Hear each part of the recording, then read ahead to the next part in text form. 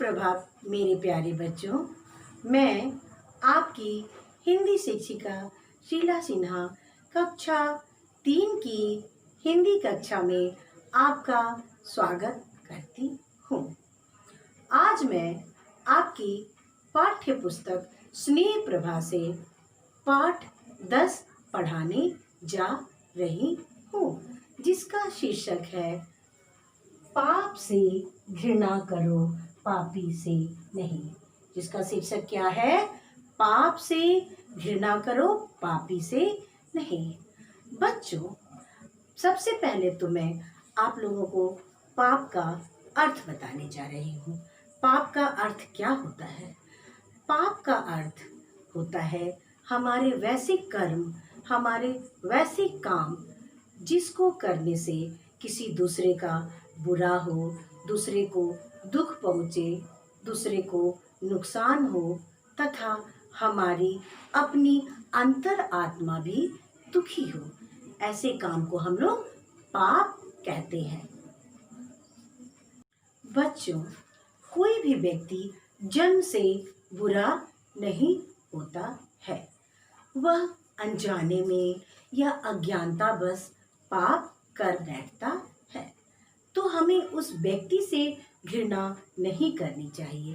हमें उसकी बुरी आदतों से घृणा करनी चाहिए, बुरी आदतों से दूर रहना चाहिए और प्यार से, क्योंकि उसे ये नहीं पता है कि वो अच्छा कर रहा है या बुरा कर रहा है, तो हमें प्यार से उसके अंदर की अच्छाई को बाहर निकालना चाहिए। जब हम उससे घृणा करेंगे तो हम उसके अंदर की अच्छाई को कैसे निकाल पाएंगे? उसकी बुरी आदत, हमें प्यार से उसकी बुरी आदतों को खत्म करके और उसके अंदर की अच्छाई को निकालना चाहिए। बच्चों, एक बात आप लोगों को पता है कि इस बात को किसने कहा था कि पाप से घृणा करो, पापी से नहीं? इस बात को भगवान बुद्ध ने कहा था। अब भगवान बुद्ध कौन है, ये बात आप लोगों को पता है?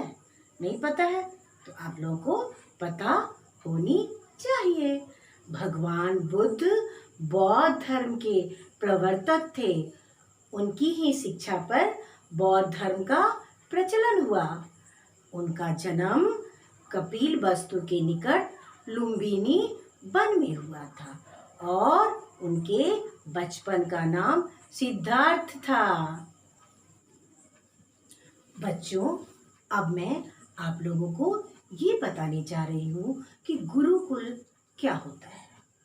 गुरुकुल पुराने जमाने में ऐसे विद्यालय होते थे जहाँ पर बच्चे वहीं रहकर अपने परिवार से दूर रहते थे और गुरु के परिवार के को ही अपना परिवार समझकर वहीं रहकर शिक्षा ग्रहण करते थे और गुरु उन्हें सभी तरह की शिक्षा देते थे। अस्त्र शस्त्र सभी तरह की शिक्षा देते थे, शास्त्रों की शिक्षा देते थे, सभी तरह की। पुराने जमाने में ऋषि मुनि थे ना सब, और पुराने जमाने में राजा महाराजा सब कहाँ पढ़ते थे? सब गुरुकुल में ही पढ़ते थे।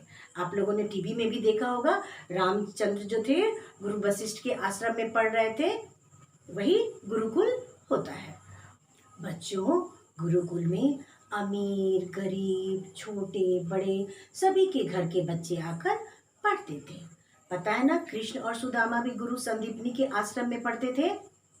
बच्चों, अब मैं तुम लोगों को इस पाठ को समझाने जा रही हूँ और इस पाठ को पढ़ने से पहले और समझने से पहले आइए हम लोग इस पाठ में आए हुए कुछ कठिन शब्दों को समझते हैं, उनका अर्थ जानते हैं। पहला है गुरुकुल। पहला क्या है? गुरुकुल। गुरुकुल का मतलब तो मैंने आप लोग को अभी समझाया। गुरुकुल का मतलब होता है विद्यालय। गुरुकुल का मतलब विद्यालय। दूसरा है सहपाठी। सहपाठी का मतलब साथ पढ़ने वाला। सहपाठी का मतलब साथ पढ़ने वाला। तीसरा है मौका। मौका का मतलब अवसर। मौका का मतलब अवसर। चौथा है दुर्गुण। दुर्गुण मतलब बुरे गुण। दुर्गुण मतलब बुरे गुण। बच्चों, पांचवा है ज्ञान, ज्ञान मतलब शिक्षा, ज्ञान मतलब शिक्षा। छठा है नतमस्तक, नतमस्तक मतलब सिर को झुकाना, नतमस्तक मतलब सिर को झुकाना। सातवां है घृणा, घृणा मतलब नफरत, घृणा मतलब नफरत। आठवां है अमीर, अमीर मतलब धनी, अमीर मतलब धनी। बच्चों, अब आप सभी अपनी अपनी पाठ्य पुस्तक को खोलकर पृष्ठ संख्या 86 निकालें। पाठ के आधार पर मैं अब आप लोगों को कहानी समझाने जा रही हूँ। एक गुरुकुल था। गुरुकुल के बारे में तो मैंने समझा ही दिया है। एक गुरुकुल था, वहाँ बहुत सारे छात्र शिक्षा ग्रहण करते थे। वहाँ पर अमीर गरीब छोटे बड़े सभी के घरों के बच्चे शिक्षा ग्रहण करते थे। और वहाँ के जो गुरुजी थे वो बच्चों को विद्या अध्ययन के साथ साथ व्यवहारिक ज्ञान की बातें भी बताते थे।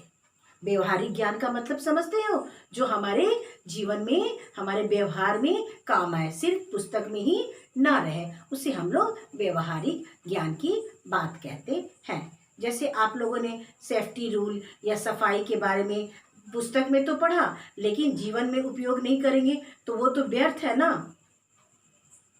उस गुरुकुल में एक बुद्धदेव नाम का शिष्य था। वो वाले बुद्धदेव नहीं जो मैंने समझाया, ये दूसरा बुद्धदेव था। बुद्धदेव नाम का एक शिष्य था। वो सारे बच्चों से अलग था।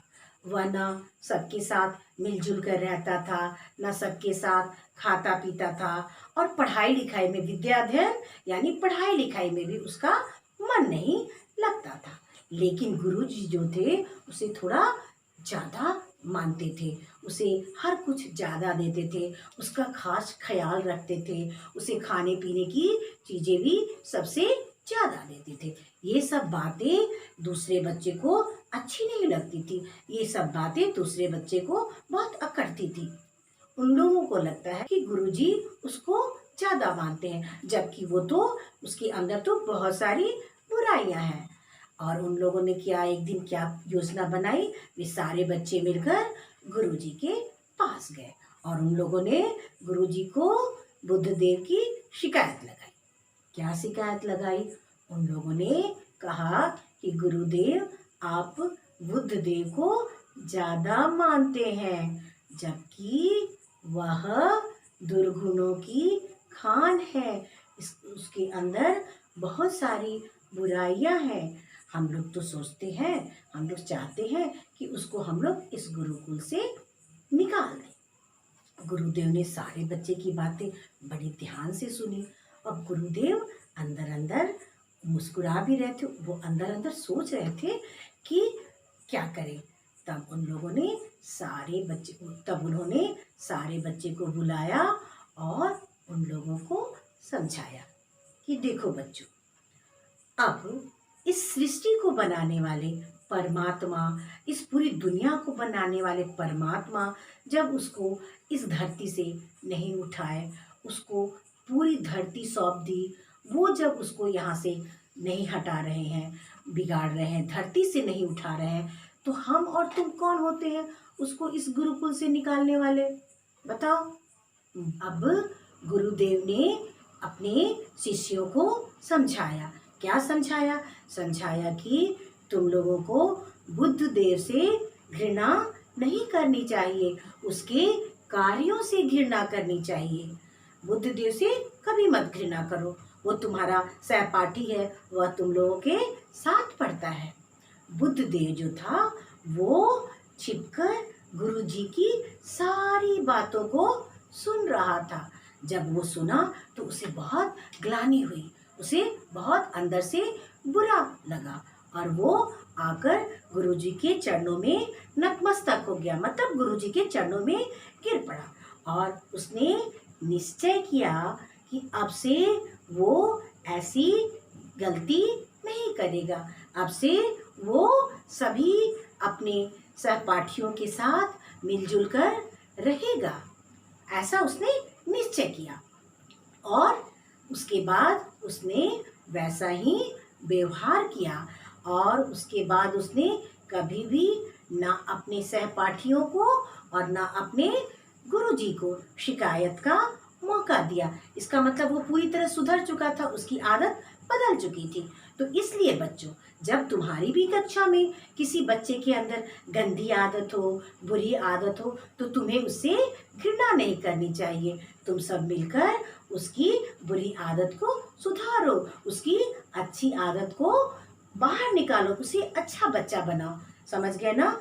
जानते हो बच्चों, दुनिया में ऐसे बहुत सारे लोग हुए जो पहले बहुत बुरे थे, लेकिन बाद में वे बहुत अच्छे हो गए और उन्होंने बहुत अच्छे अच्छे काम किए और बहुत नाम कमाए। इसमें से एक ऋषि वाल्मीकि भी थे। पता है, महर्षि वाल्मीकि जो थे पहले बहुत बड़े डकैत थे। उनका नाम रत्नाकर था। बाद में वो डकैत से क्या बन गए? ऋषि बन गए। ऋषि बन गए और इतने बड़े ऋषि हो गए कि उन्होंने महाकाव्य की रचना कर दी। उन्होंने रामायण की रचना कर दी। इसलिए उनके पहले के काम को तो लोग अब नहीं याद करते हैं, उनके बाद के काम को ही लोग याद करते हैं। उनका नाम अब अच्छे लोगों में लिया जाता है। दूसरा डाकू अंगुलीमाल था। डाकू अंगुलीमाल बहुत बड़ा डाकू था। वो क्या करता था, जंगल से गुजरने वाले सभी, कोई भी लोग अगर गुजरता था तो उसे मार देता था और उसकी अंगुलियों की माला बनाकर पहनता था। लोग इसलिए उसे अंगुलीमाल कहते थे। लेकिन एक दिन क्या हुआ कि वो महात्मा बुद्ध के संपर्क में आया। उस दिन से उसकी जिंदगी बदल गई। महात्मा बुद्ध ने उसके जीवन को सुधार दिया। उसके बाद से वो अच्छा आदमी बन गया। बच्चों, इस कहानी से हमें क्या शिक्षा मिलती है? हमें ये शिक्षा मिलती है कि अगर आपकी कक्षा में आपका कोई दोस्त है जिसकी आदत बुरी है, तो आप उससे नफरत मत कीजिए, आप उसकी बुरी आदत से नफरत कीजिए। समझ में आया? अब मुझे पूरा उम्मीद है कि आप लोगों को यह पाठ अच्छी तरह से समझ में आ गया होगा। धन्यवाद।